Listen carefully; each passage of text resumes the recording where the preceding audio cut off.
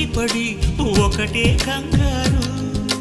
చప్పున ఒకటై పోదాం ఈ దూరం చెరగని, ఎక్కడికైనా పోదాం మన లోకం వేరని.